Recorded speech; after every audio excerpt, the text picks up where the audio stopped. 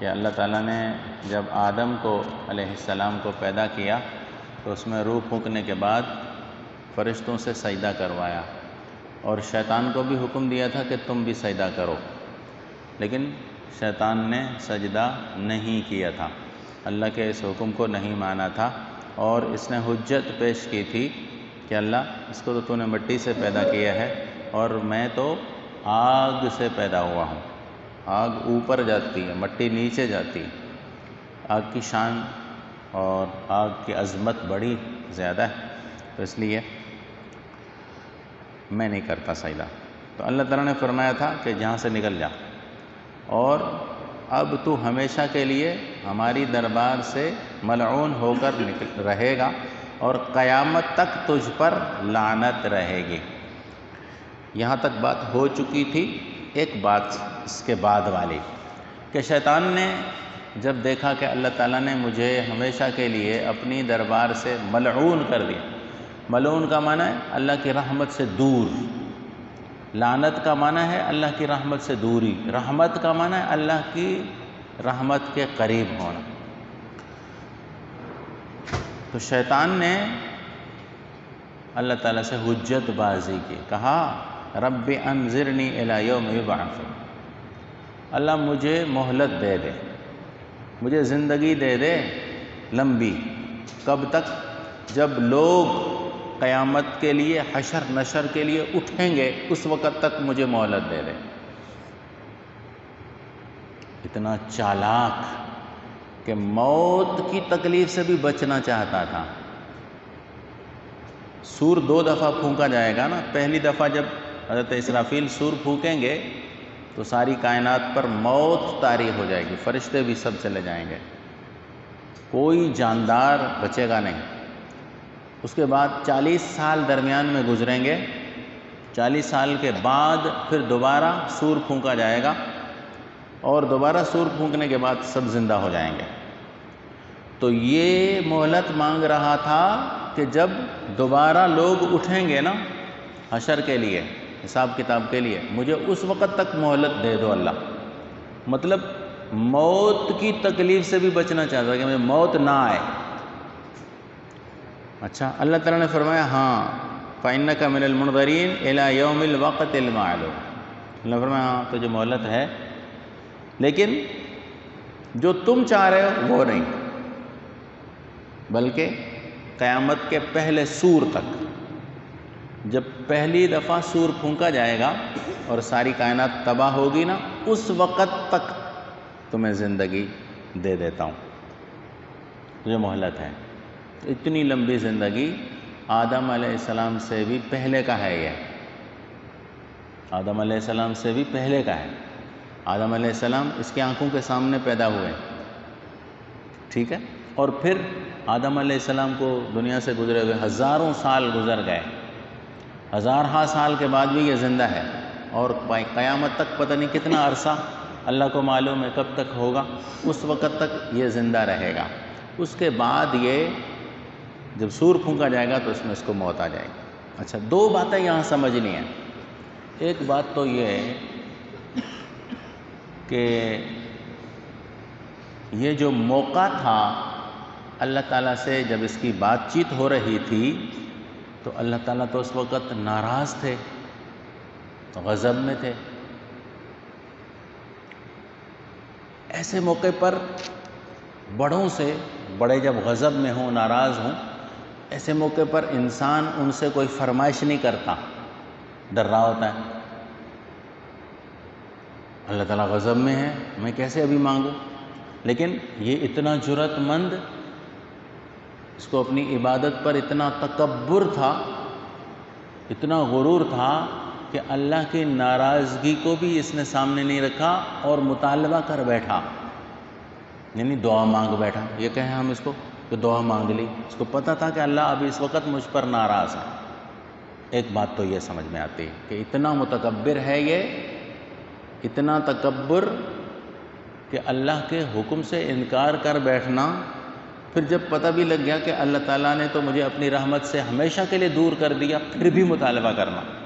Number 2، دوسری بات سمجھنے کی ہے کہ اللہ تعالیٰ کبھی کبھار نافرمانوں کے مطالبے بھی مان لیتا ہے. اللہ نے اس کا مطالبہ مان لیا نا، اللہ نے اس کی دعا سن لی نا، قبول کر لی نا، تو دعا قبول ہو گئی. دعا تو بزرگوں کی قبول ہوتی ہے. ہم تو جاتے ہیں بزرگوں کے پاس کہ حضرت آپ دعا کریں، آپ کی دعا اللہ سنتے ہیں، آپ کی دعا جلدی قبول ہوگی، ہماری کیا دعائیں. لیکن یہ تو کافر ہے، اللہ کا سب سے بڑا نافرمان، لیکن دعا قبول ہو گئی. سمجھ میں آئی بات؟ اس سے معلوم ہوا کہ اللہ اگر کسی کی دعا کو قبول کر لے تو اس کا یہ مطلب نہیں ہے کہ وہ اللہ کا پسندیدہ بندہ ہے. یہ یاد رکھیں، اللہ کا پسندیدہ بندہ ہونے کے لیے ضروری نہیں ہے کہ اس کی دعا اللہ فٹافٹ سن لے تو وہ اللہ کا پسندیدہ ہے. یہ ضروری نہیں. کافر کی بھی اللہ نے سن لی اور قبول کر لی، اسی وقت اس کا مطالبہ منظور ہوا جو وہ چاہ رہا تھا. کسی کی دعا قبول ہو جانا یہ اس بات کی نشانی نہیں ہے کہ وہ اللہ کا مقبول بندہ ہے. ہو سکتا ہے اللہ تعالیٰ اس پر ناراض ہوں، دعا قبول کر رہے ہیں، ایسے اس کی کر لی. ہاں، اللہ کے مقبول بندے ہونے کی علامت ہے کہ وہ اللہ کے حکم کو مانتا ہو. اللہ کا حکم اگر نہیں مانتا، وہ یوں دعا مانگے اور ٹھک سے پوری ہو جائے نا، پھر بھی وہ اللہ کا مقبول بندہ نہیں ہے. دعا کا قبول ہونا قبولیت کی نشانی نہیں ہے بھائیو، یاد رکھنا. یہ اصول سمجھا رہا ہوں، بہت بڑا اصول سمجھو. ادا فلانے جو دعا، فلانوں تو بس دعا پٹ انہیں جی لگے تھی، لگ گئی تھی جو یہ مطلب تھوڑا ہی آیا تھا کو اللہ جو مقبول بان ہوا ہے. یاد رکھو، کو دعا پٹ جو دھنیا ہے انہیں جو مطلب یہ نہ ہے تو کو اللہ جو مقبول بانو بھی آہے. اللہ کا مقبول بندہ وہ ہے جو اللہ کی مان کر چلتا ہے، چاہے اس کی ایک دعا ساری زندگی ایک دعا بھی اس کی قبول نہ ہو، اور جس کی ہر دعا قبول ہوتی ہو، اگر وہ اللہ کا نافرمان ہو کر زندگی گزار رہا ہے تو مقبول ہونے کی نشانی نہیں. جیسے اللہ تعالیٰ کسی کو مال دے دیتے ہیں، اللہ کے خزانے تو بھرے ہوئے ہیں، بڑا مال دے دیتے ہیں. لوگ کیا سمجھتے ہیں؟ اب ہانے اللہ راضی تھی ہو، ہانے ہمیں کہا اللہ راضی ہے، اللہ راضی ہو گیا اس لیے اللہ نے اس کو مال دے دیا. بھئی کسی کو مال مل جانا یہ اللہ کے راضی ہونے کی نشانی نہیں ہے. اللہ کے راضی ہونے کی نشانی ہے کہ یہ بندہ اللہ کی مان کر چلتا ہو. اب ہمارے معیار بدل گئے، ہماری سوچ بدل گئی. ہم نے کیا سوچا؟ کوئی نعمت کسی کے پاس دیکھ لی تو سمجھا کہ یہ اللہ کا مقبول بندہ ہے. ارے موسیٰ علیہ السلام اکیلے دنیا میں، اور ادھر فرعون وہ کروڑوں میل زمین کا مالک، حکومت اس کے ہاتھ میں، فوج اس کے ہاتھ میں. ادھر موسیٰ علیہ السلام اکیلے، وہ کوئی ساتھی نہیں، اکیلے اس کے دربار میں کھڑے ہوئے اس کو للکار رہے ہیں. تو کیا ہم یوں کہیں کہ موسیٰ علیہ السلام کے پاس بادشاہی نہیں تھی، فرعون کے پاس بادشاہی تھی تو اللہ فرعون سے راضی تھا؟ ایسا نہیں ہے. ٹھیک ہے، میں اس کی مثال دیتا ہوں. مکھی ہے نا، مکھی اڑتی ہے نا، اس کو کوئی پکڑ نہیں سکتا. یہ پکڑنا چاہے تو بڑے محنت مشقت سے اس کو پکڑ سکتا ہے. اچھا، مکھی ایک حقیر سا چھوٹا سا جانور ہے، گندگی پر بیٹھنے والا. اچھا، ادھر میں ایک بہت بڑا انسان ہوں، میں عالم، میں نمازی، میں متقی، میں حاجی، میں نہیں اڑتا. میں نہیں اڑتا. اڑنا تو مجھے چاہیے تھا، میں تو اللہ کی بڑی عزت والی مخلوق ہوں، اللہ نے مجھے اپنی بندگی کا شرف دیا ہے. مکھی تو سجدہ نہیں کرتی، میں تو سجدے کرتا ہوں، لیکن میں اڑتا نہیں ہوں اور وہ اڑتی ہے. اس کو کوئی پکڑ نہیں سکتا، مجھے جو چاہے پکڑ لے. تو پھر اس کا مطلب یہ ہوا کہ مکھی مجھ سے زیادہ شرف رکھتی ہے، مکھی مجھ سے بڑی ہو گئی، یا مکھی کی قدر اللہ کے ہاں مجھ سے بڑی ہو گئی. ایسا نہیں ہے. دنیا کی کوئی بھی نعمت یا دنیا کی کوئی تکلیف اللہ کے ہاں مقبول یا مردود ہونے کی علامت نہیں ہوتی۔ شیطان کو اتنی بڑی مہلت دے دی اللہ نے، اور نبی کریم صلی اللہ علیہ وسلم کو عمر کتنی دی؟ 63 سال، اور اس کو ہزاروں سال عمر مل گئی۔ تو اس کا مطلب یہ تو نہیں ہے نا کہ شیطان کا شرف بڑھ گیا، اس کا درجہ بڑا ہو گیا، اور نعوذ باللہ انبیاء کرام تو دنیا میں آئے رہے مختصر وقت کے لیے چلے گئے، ان کو پھر کیوں نہیں ملا؟ تو یہ بات سوچنے کی نہیں ہے۔ اصل سوچنے کی بات یہ ہے کہ انبیاء کرام، صالحین، نیک لوگ اللہ کو راضی کرنے کی دھن میں لگے ہوتے ہیں، اللہ کو راضی کر کر جاتے ہیں اور راضی کرنے کی فکر میں لگے رہتے ہیں۔ باقی لوگ نعمتیں تو سب ہیں ان کے پاس، لیکن اللہ کی مان کر نہیں چلتے، اللہ کے حکم کے مطابق زندگی نہیں گزارتے، اللہ کو راضی نہیں کرتے۔ تو وہ لوگ جن کے پاس نعمت کوئی بھی نہیں تھی لیکن وہ اللہ کو راضی کر گئے، ان کی شان بڑی ہے۔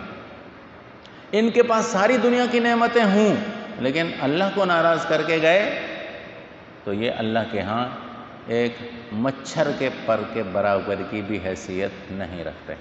یہ دو باتیں سمجھنے کے بعد آگے ایک بات اور سمجھاتا ہوں اور بات کو ختم کرتے ہیں۔ اچھا، اب شیطان نے آگے کیا کہا؟ کہنے لگا ربی بما اغویتنی لأزینن لہم فی الارض ولأغوینہم اجمعین۔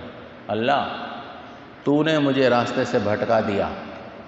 اللہ کو کہہ رہا ہے شیطان، اللہ تو نے مجھے راستے سے بھٹکا دیا، اب میں ان کو میں یعنی آدم علیہ السلام کی اولاد کو زمین میں گناہ بڑے خوبصورت کر کے دکھاؤں گا اور ان سب کو بھٹکا دوں گا تیرے راستے سے۔